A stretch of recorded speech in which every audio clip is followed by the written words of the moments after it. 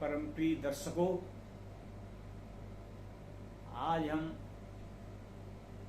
इस बात पर चर्चा करेंगे कि नूपुर शर्मा हमारे सुप्रीम कोर्ट के सामने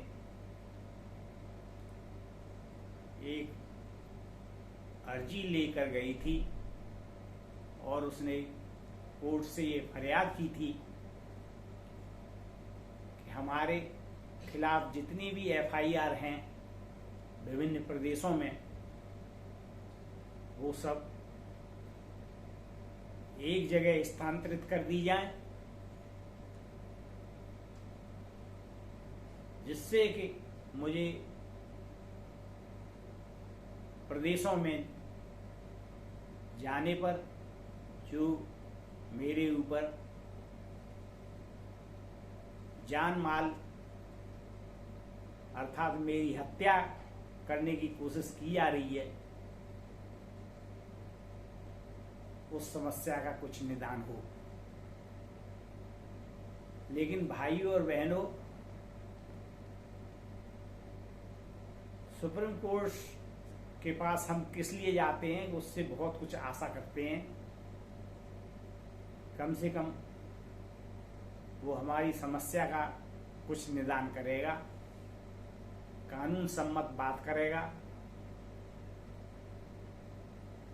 लेकिन जब सुप्रीम कोर्ट की टिप्पणियां इतनी निराशाजनक होती हैं, जिनसे ये प्रतीत होता है कि वो नूपुर शर्मा को हैवानों के सामने प्रस्तुत करने जा रहा है। सर्वविदित है कि दो लोगों की, एक की उदयपुर में हत्या हो चुकी है और एक की अमरावती में हत्या हो चुकी है। दो लोगों की हत्याएं राक्षसों ने कर दी हैं।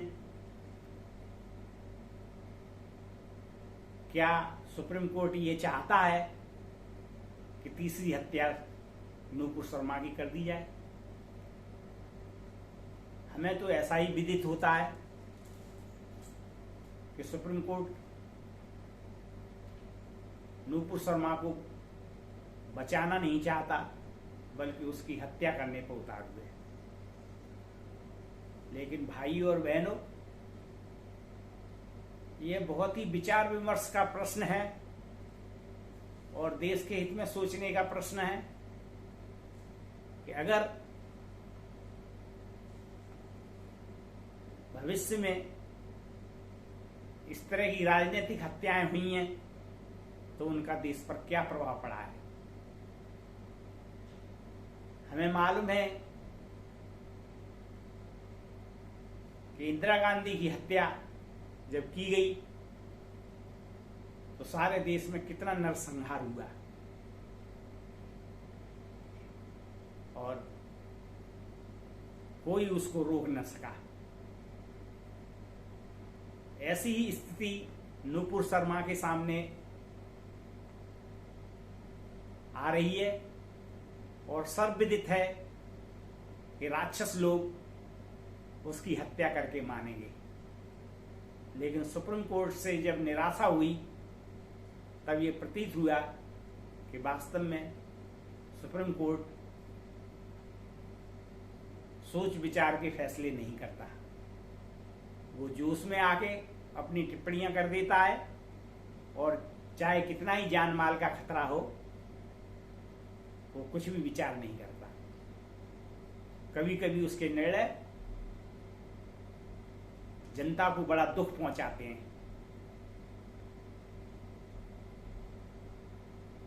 ऐसा सर्वविदित है कि नूपुर शर्मा के सामने कितनी चेतावनियां आई पड़ी हैं, जो कह रहे हैं सिर तन से जुदा, जिनका वेद वाक्य बन गया है सिर तन से जुदा, जो अपने धर्म का हवाला देके कहते हैं कि हमारा तो धर्म कहता है कि हम सिर तन से जुदा करके ही रहेंगे, क्योंकि हमें अगर हमने ये कर दिया तो हमें अल्लाह जन्नत देगा और जन्नत में हमें हूरें मिलेंगी। फिर बाद में हमें चाहे कुछ भी पनिशमेंट आप देते रहना।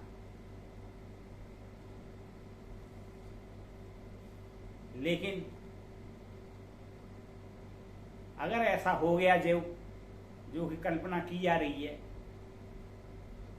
तो देश में क्या होगा इसकी परिकल्पना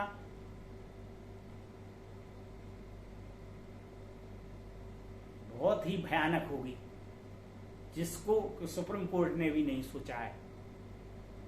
अतः मैं सुप्रीम कोर्ट से प्रार्थना करता हूं कि वो अपने निर्णय पर दोबारा विचार करे, क्योंकि न्यायिक समीक्षाएं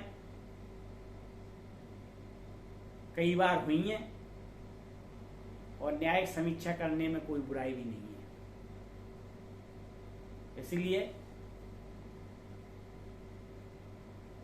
सुप्रीम कोर्ट के मुख्य न्यायाधीश को चाहिए कि वो न्यायिक समीक्षा का आदेश दे, क्योंकि नूपुर शर्मा को बचाना हमारी सरकार का ही कर्तव्य नहीं है, बल्कि सुप्रीम कोर्ट का भी कर्तव्य है। अतः भाइयों और बहनों, हमारे इस विचार से आप अगर सहमत हैं तो आप लाइक करें, कमेंट करें और सब्सक्राइब करें। धन्यवाद।